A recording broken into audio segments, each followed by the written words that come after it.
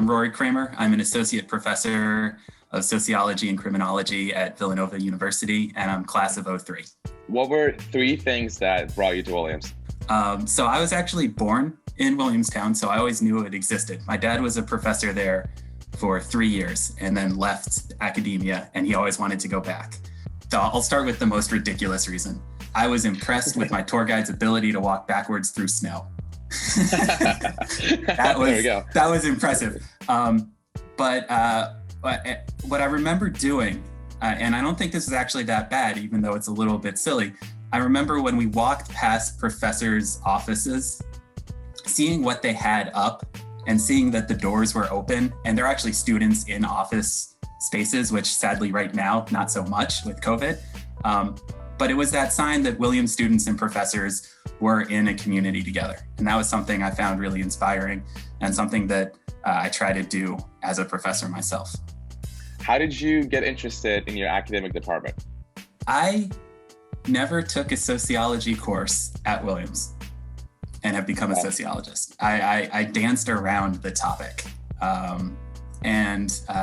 After graduating, I worked admissions for a year for Hampshire College, and then I wanted to switch from picking who got the opportunity to trying to promote social mobility for students who don't typically get access to elite schools. So I wanted to work in the nonprofit field with that, and I tried that and it went south. And so then I thought, well, what do I want to do? And I realized that it wasn't so much that I wanted to be on the ground. That wasn't my place. What I was interested in was thinking about how those programs fit with the structure of our supposed meritocracy and the good and the bad that they did. And I was really just interested in understanding them. And so I tried to figure out what I should do. And I went and spoke to a professor who had done that type of work. She was kind enough to meet with some random person who was interested in graduate school. She was a professor of education, and she said, well, that's one topic that you're interested in, but you're going to study other things. So what are you more interested in? Teacher retention policies or urban poverty? And I was like, urban poverty. She was like, well, you're a sociologist, not an education scholar. And I was like, oh, that makes a lot of sense. And I looked at books that I had read on my own, and I was like, I'm the weird guy who, when he went to a bookstore to buy a book back before they were all online and we just used Amazon for everything, the better times, and you should go do that in general. I was buying sociology books to read just on my own. It's like, oh, wow, that really is true. But not at Williams. What was your major? I was an American Studies major. So, I took anthropology courses. So I didn't know the distinction as an 18-year-old between sociology and anthropology. So I was in the department and taking courses, and they were some of my favorite courses, but they were technically on the anthro side. If Williams was an ice cream flavor, which one would it be? Can I just say the one that's over frozen because it's too damn cold? Just shaved ice. I'm currently eating a violet butter crunch ice cream from a local restaurant that is selling gelato to try to stay open during COVID times. That is like a honeycomb candy in a honey gelato, and it's delicious and sweet, but there's also this crunch that if you aren't prepared for surprises you. There we go. So somehow that's Williams. I don't know. there's a crunch. Violet is purple, so that's what I'm going with. If you were an ice cream flavor, what would you be? I would be mint cookies and cream, and the only reason is because I'm obsessed with that flavor. Speaking of your line of work, how does that work currently with COVID? What have you found in terms of race relations with the pandemic? We're currently doing this interview from Philadelphia.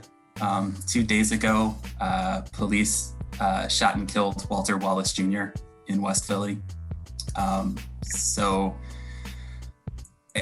that's really the big issue. And my own work has shifted gears to focus on criminal justice and race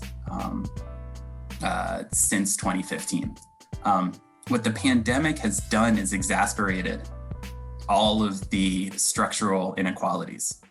Who has to go to work and who's able to work remotely it's unequal by class. And when something is unequal by class, it's racially unequal. Who is historically been seen as a legitimate patient who's suffering, whose reports of suffering, whose reports of need, who has health insurance, has historically been a white patient. So we've seen that who is getting hospitalized with COVID, who is dying from COVID, there's a huge racial gap there that just reflects that structural racism that we have more broadly. It's disturbing, and it's heartbreaking to see these dual pandemics of the medical pandemic and the problems of just economic and material inequality working together to put Black Americans at such a higher risk. Both of those things are not new this year, but they are just heightened. And the closest to an optimist that I can get as a sociologist who studies this is that I don't have to spend my time in classes and talking to people saying racism is a problem, where 5-6 years ago, that was what I was doing, was being like, no, it actually is a problem. You still need to care about this. Right. Now it's more like, they're like, well, how do we fix it? And I go, it's not an easy fix, so you better be ready for the long haul. How would you kind of explain that to like a 5-year-old, like what's going on right now? Whew. See, now I'm stuck thinking about the video of Walter Wallace's kids describing it. And one of the things is there's some 5-year-olds who live it. Like, they're 5-year-olds who can tell you this because they're experiencing, but here's what I would say. Historically, in the past, people decided to treat people differently because they looked different.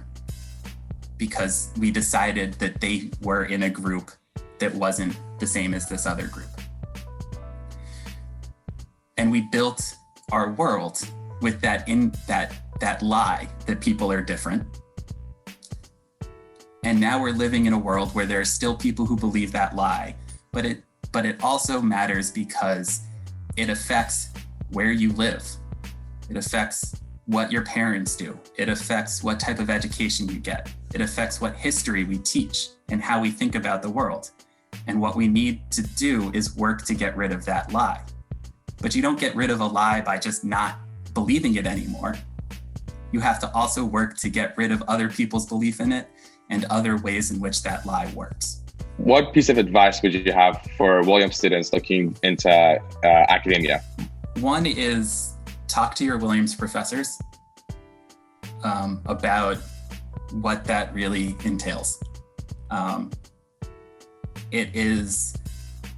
Williams is a fantastic preparation for graduate school, but it is a slightly different experience, graduate school and academia, in that it is even less guided. You have to be even more the one who goes to a professor and is willing to say, I think this is something we don't know, and I want to be the one to answer that question. And that takes some courage and a little bit of ego in a way. The other piece of advice is, as you do reading, this is a little meta, but we train people to read critically, right? To where is the gap here? What is the next step? And that's really important. But one of the things that I think was most helpful for me as a graduate student was early on, people said, also read generously. Read for like, what's the really great thing you can pull from this? Maybe they did a bad method and you don't like the method. Maybe there's a flaw here and there, but don't throw the whole thing out because you want to build on it. You want to be a part of a community of scholars that are building on each other. And one of the things that I saw other graduate students struggle with was being overcritical all the time. And then of the books they read, they didn't have a community. Yeah, just like, here's the problem with this. Here's the problem with that. Here's the problem with this. Look, I'm so smart. And then no one wants to work with you because all you do is point out problems. It's much better to say, I loved this. Let's go even further. And speaking of reading books, what is the book you're currently reading? I am currently doing a lot of rereading for preparing to move my Sociology of Race and Racism course online for the first time next semester. Oh, yeah. So Tressie McMillan Cottom's Thick, which is just phenomenal. I'm reading that for class. Outside of that, and still academic, is what is it called? It's right behind me. Jennifer Carlson's Policing the Second Amendment, looking at kind of gun culture and police. Mm-hmm. Yeah. And for a little bit of non-academic reading, I've loved N.K. Jemisin's Broken Earth trilogy, so I'm just reading the rest of her, kind of all of her books. All of her books. What was a new hobby or interest that you picked up in quarantine? I have become even more obsessive about how I make my coffee, to the point that the only thing I asked for my birthday was a Chemex pour over, the fancy pour over coffee, so that I can really go all the way and have the temperature to the exact amount and grind my beans to the exact amount and taste the differences and all that coffee snobbery. I'm just diving right in. What is the first thing that you plan on doing when we get back to normal? So honestly, the first thing I'm probably going to do is go to my favorite neighborhood restaurant, which is not reopened at all, Townsend, and sit at the bar. But the bigger thing that I'm looking forward to is like I typically go on a ski trip with my wife. She introduced me to snowboarding. She's a skier, and I got hooked within 2 days. I separated my shoulder. I dislocated my shoulder the second day. I was out in Colorado, and 2 days later, I was riding in a sling. Wow. Which was great.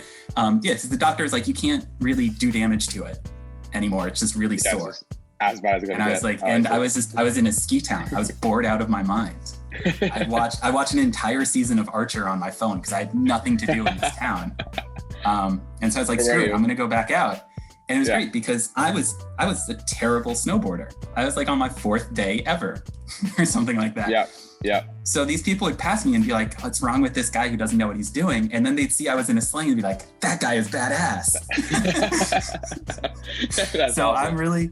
I'm desperate to find, to get back on a mountain and be outside in that way. Give me a fun fact. Fun fact about Philly is if you get a cheesesteak from Pastor Gino's, you're doing it wrong. I've never been. Never been. Do not go to Pastor Gino's. Right. I know what those are average. 3 blocks away, Cosme's. That's a real Philly cheesesteak. Also get a roast pork instead of a cheesesteak. That's a real Philly sandwich. What is your unique talent or ability? I guess I got to go back to my time at Williams. Winter study as a sophomore, I learned to breakdance. Oh, wow. Wow. Do you still breakdance just around the house? Only at weddings. I'm basically required by friends and family to breakdance at a wedding. And so for like a week or two before a wedding, I will figure out what I can still do with my old out of shape body and then pull off a couple moves. There's an image of me on my head and all of my mom and her sisters like gasping at my cousin's wedding. That is the greatest photo of me ever. Your most difficult course you took in college? The most difficult course I took was Bob Jackal's Anthropology of Violence course that was presented as an early student seminar. It was for freshman and sophomore as a seminar, and it was fantastic, and I learned a ton, and it was probably more reading than any class I did my 4 years. Now that I'm on the other side of it, I know how much reading we want to give, even the ones where you're like, oh my God, this is way too much reading. Yeah. Typically we have twice as many things that we're like, oh, but you should read this as well. Right. We are trying to pare it down, I promise. Please do this one too. It's optional, but please do it. Yeah. I mean, and I became a professor and I never read any of the recommended stuff.